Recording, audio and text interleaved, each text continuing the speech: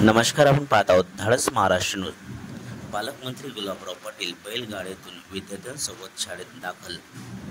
इयत्ता पहिलीत नव्याने दाखल झालेल्या विद्यार्थ्यांसाठी खुद पालकमंत्र्यांनी बैलगाडी चालवत ढोल ताशांच्या गजरात आणि फटाक्यांच्या आतिषबाजीत स्वागत मिरवणूक काढली।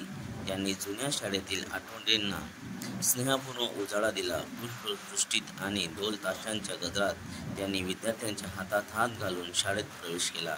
शाळेतील इयत्ता पहिलीच्या वर्गाचे उद्घाटन त्यांनी विद्यार्थ्यांच्या उपस्थित केले। पहा याबाबतचा सविस्तर वृत्तांत।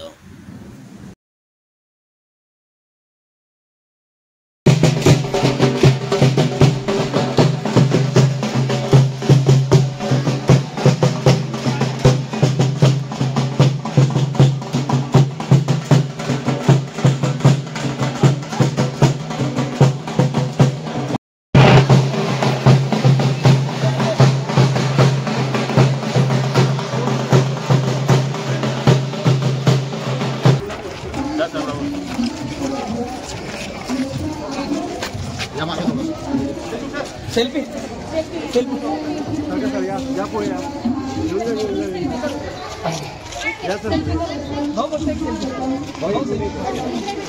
शाळा प्रवेशाच्या प्रसंगी तुम्ही हजर राहिलेला आहे, कसा अनुभव? शाळे प्रवेश उत्सवाचा कार्यक्रम हा पूर्ण महाराष्ट्रामध्ये राबवला जातो आहे। पहिलीमध्ये जे मुलं ॲडमिशन घेतात किंवा नववर्षामध्ये जे विद्यार्थी शाळेमध्ये येतात त्यांचं स्वागत करणे, त्यांच्या शाळेमध्ये वर्षभर त्यांचा उत्साह टिकून राहावा याच्याकरता जनतेचे प्रतिनिधी असतील, गावाचे प्रतिनिधी असतील, शिक्षक असतील किंवा इतर वर्ग असेल, हे सगळेजण त्यांचं स्वागत करत असतात। आज बैलगाड्यामध्ये आणून आम्ही त्यांना या ठिकाणी शाळेमध्ये आणलेलं आहे आणि निश्चितपणाने आमचा काळ आणि तुमचा सगळ्यांचा काळ जर आठवला तर मुलगा शाळेत आणायचा तर टांगा टोली करून आणावा लागायचा, पण आजची मुलं ही न रडता शाळेमध्ये आली आणि मूळ आपलं जे वाहन आहे, शेतकऱ्याचं जे वाहन आहे, बैलगाडीवर आली।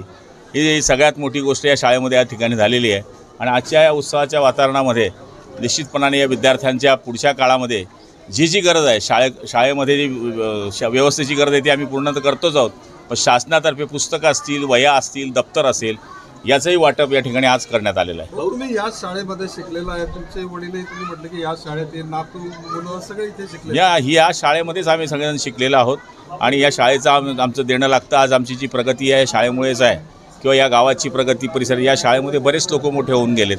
कोणी आमच्या गावामध्ये एक SP झालेत, एक ॲडिशनल SP झालेत, मी मंत्री झालो, कोणी डॉक्टर्स झाले, कोणी वकील झाले, ही शाळेचीच देण आहे। अनुभव काय होता शाळेत? मंत्री झाले, आपला मुलगा देखील ZDचे जिल्हा परिषदचे झाले, आगामी काळात ही शाळा आपल्यासाठी लकी मानली जाते परिवारासाठी? हे बघा, शाळा हे देवारात असतो, कारण की इथं न बोलणारा मुलगा बोलतो, इथं न खेळणारा मुलगा खेळतो, न चालणारा मुलगा इथं पळतो। त्यामुळे आईवडिलांनंतर सगळ्यात मोठं जर देवाचं स्थान असेल तर ते गुरु ब्रह्मा, गुरु विष्णू आणि गुरुदेव महेश्वरा, गुरु साक्षात परब्रह्म तस्मै से गुरुवे नमः, गुरु हे स्थान आहे।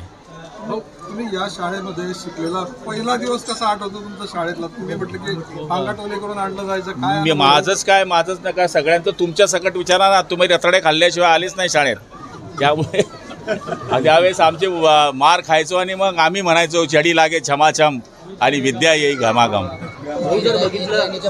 बघितलं तर जिल्हा परिषदेच्या शाळेची पटसंख्या इथली संख्या तशी कमी नाही आहे। पाळदी शाळेमध्ये 6 शाळा आहे। शाळेमध्ये जर आपण तपास केला तर जवळपास 2000च्या आसपास आमचे विद्यार्थी। पुण्यातील कुंडमाड्यामध्ये जी घटना घडली त्यामध्ये 4 जणांचा मृत्यू झालेला आहे, अजूनही काही जण बेपत्ता आहे, काय सांगाल?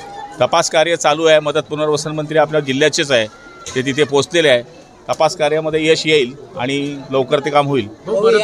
राज्यामध्ये ज्या एका पाठोपाठ एक घटना घडत आहेत त्याच्यावरून संजय राऊतांनी सरकारला पनौती सरकार म्हटलेलं आहे।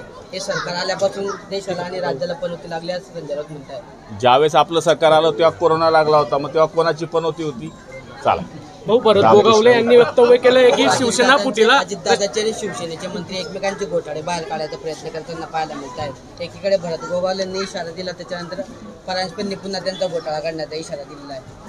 हे बघा, कोणी कोणाचे काय घोटाळे काढायचे यापेक्षा आपण आपलं मंत्री म्हणून चांगलं काम करत राहायचं। कोणालाही किती घोटाळा काढू दे आणि शेवटी सरकार तिघं मिळून चालवायचं आहे आणि मला तरी असं वाटतं की असं करणं उचित नाही आहे. शिवसेना पाठीमागे रश्मी साखरे जबाबदार आहे असं भरत गोगावले म्हणतायत. तो भरत गगवालेंनी बोलले आहे, मला बोलणं काही उचित वाटत उद्धव नाही. ठाकरेंनी एकनाथ शिंदेना चिंधूचं म्हटलंय, मी तर ठरवलं असतं तर मी पण भाजपसोबत गेलो असतो, मात्र मी लढायचं ठरवलं असं उद्धव ठाकरेंनी म्हटलं.